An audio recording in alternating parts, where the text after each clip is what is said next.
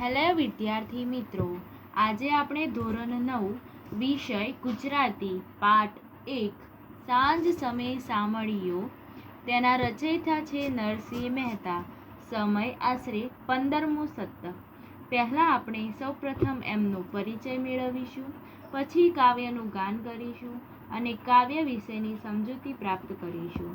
તો ભાવનગર પાસેના તળાજામાં તેમનો જન્મ થયો હતો. તેમનું બાળપણ જૂનાગઢમાં વીત્યું. તેમને ગુજરાતી ભાષાના આદિ કવિનું બિરુદ મળેલું. હિંડોળાના પદ, વસંતના પદ, શ્રી કૃષ્ણલીલા, ભક્તિબોધ વગેરે તેમના પદો અને કવિતા મળે છે. ઝૂલના છંદમાં નરસિંહના પ્રભાતિયા આજે પણ લોકકંઠે ગવાય છે. હારહુંડી, મોસાળું, વિહવા અને શ્રાદ્ધ એમના આત્મવૃત્તાંતના પદો છે. નરસિંહ મહેતાના પદોમાં આધ્યાત્મિક ઊંચાઈ જોવા મળે છે.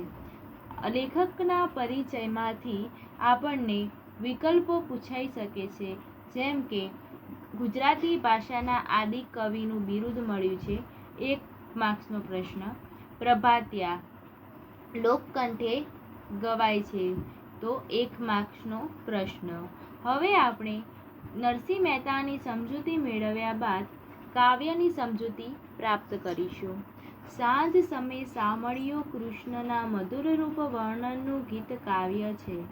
સાંજના સમયે ગાયોનું ધન ગામ તરફ પાછું વળતું હોય એ સમયે સામળીઓ વૃંદાવનથી આવતો હોય એવા વર્ણનથી કાવ્યની શરૂઆત થાય છે.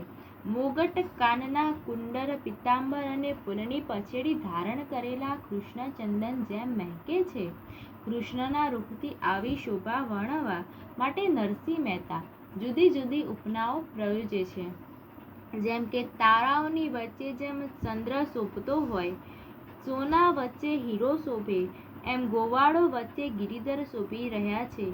છેલ્લી 2 પંક્તિઓમાં સુંદર મધુર કૃષ્ણ પર ભક્ત નરસિંહ મહેતા કેવી રીતે વારી જાય છે એ ભાવ શૃંગારિત રીતે વ્યક્ત થયો છે. આવા વહાલા શુભકારી રસિક કૃષ્ણ વગર રહી શક્યા એમ નથી એને વારંવાર નિરખતા રહેવાના ભાવ સાથે આ કાવ્ય પૂરું થાય છે.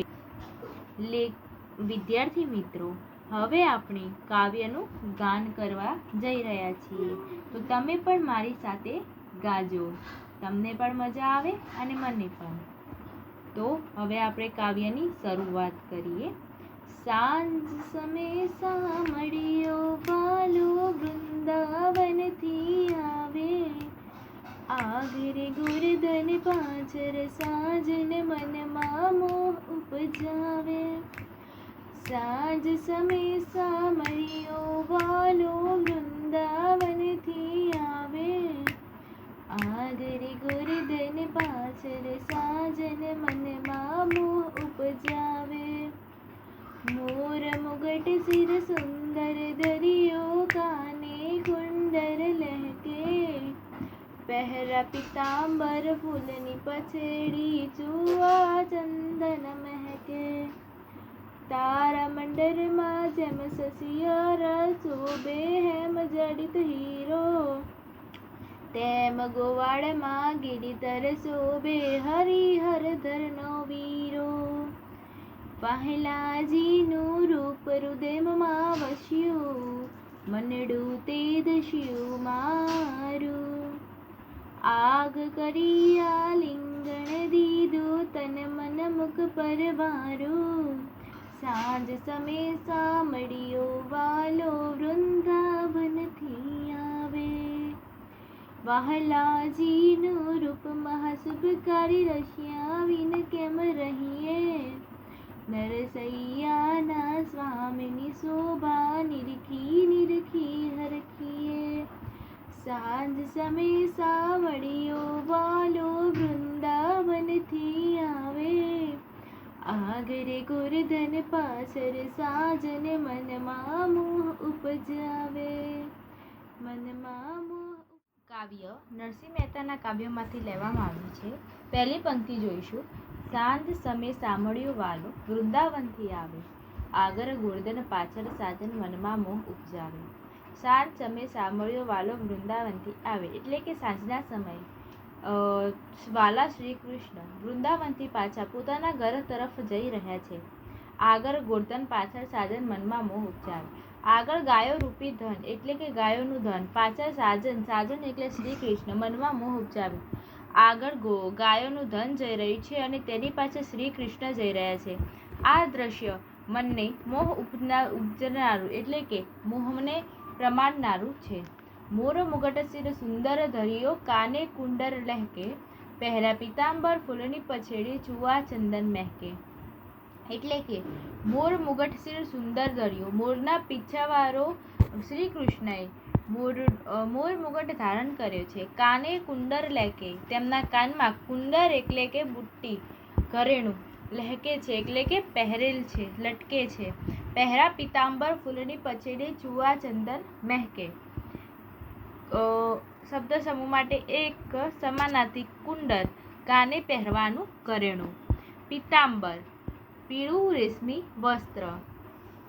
ફૂલની પછેડી, ફૂલની પછેડી ચુઆ ચંદન મહેકે, ફૂલની પછેડી જેવા ચુઆ ચંદન, ચુઆ અને ચંદન મહેકી રહ્યા છે. પછેડી ઓઢવાની જાડી ચાદર, તે ચંદન અને ચુઆથી મહેકી ઉઠેલા છે. ચુઆ એ સુગંધિત તેલ છે અને ચંદન એક જાતનું સુગંધિત લાકડું. તારામંડળમાં જેમ સસિયર શોભે હેમે જડિંગ હીરો, તેમ ગોવાળમાં ગિરિધર શોભે હરિહરધરનો વીરો. તારામંડળ જેમ સસિયર શોભે છે, સસિયર એટલે ચંદ્ર, જેમ આકાશમાં ચંદ્ર શોભે, હેમે જડિંગ હીરો, હેમ સોનું કણક સુવર્ણ, આકાશમાં સોનાની માફત જેમ ચંદ્ર શોભે, તેમ ગોવાળમાં ગિરિધર શોભે. તેવી રીતે ગોવાળોના વૃંદ વચ્ચે ગિરિધર શ્રી કૃષ્ણ શોભી રહ્યા છે, હરિહરધરનો વીરો. હરિહરધર એટલે બલરામનો વીરો. શબ્દ સમૂહ માટે એક શબ્દ હરને ધારણ કરનાર એટલે હરધર. વાલાજીનું રૂપ હૃદયમાં વસ્યું, મનડું તે દસ્યું મારું, આડ કરી આલિંગન લીધું તનમન મુખ પર વારું.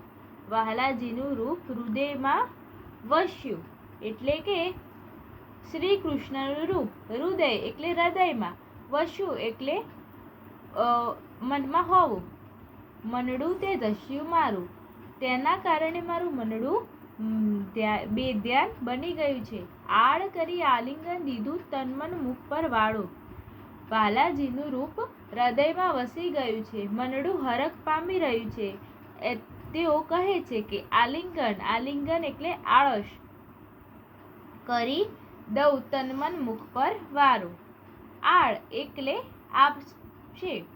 વાહલાજીનું રૂપ મહાશુભકારી, રસિયા વીણ કેમ રહીએ, નરસૈયાના સ્વામીની શોભા નિરખી નિરખી હરખીએ. વાલાજીનું રૂપ મહાશુભકારી, રૂપ વિરુદ્ધાર્થી થાય કરૂપ. વાહલાજીનું રૂપ મહાશુભકારી, તો વાહલાજીનું મુખ સુંદર છે, મહાશુભકારી છે. રસિયા વિન કેમ રહેવાય, શ્રી કૃષ્ણ સિવાય કેવી રીતે રહેવું. નરસૈયાનો સ્વામી શોભા નિરખી નિરખી હરખી. નરસૈયો કહે છે કે આવી શ્રી કૃષ્ણની શોભા જોઈને નરસૈયો મનમાં ને મનમાં હરખી રહ્યો છે. આ વિડીયો ગમે તો લાઈક કરજો, શેર કરજો, સબસ્ક્રાઈબ કરજો અને અમારી ચેનલ પર નવા વિડીયો જોવા માટે ચેનલનું બેલ આઇકન દબાવજો. અસ્તુ.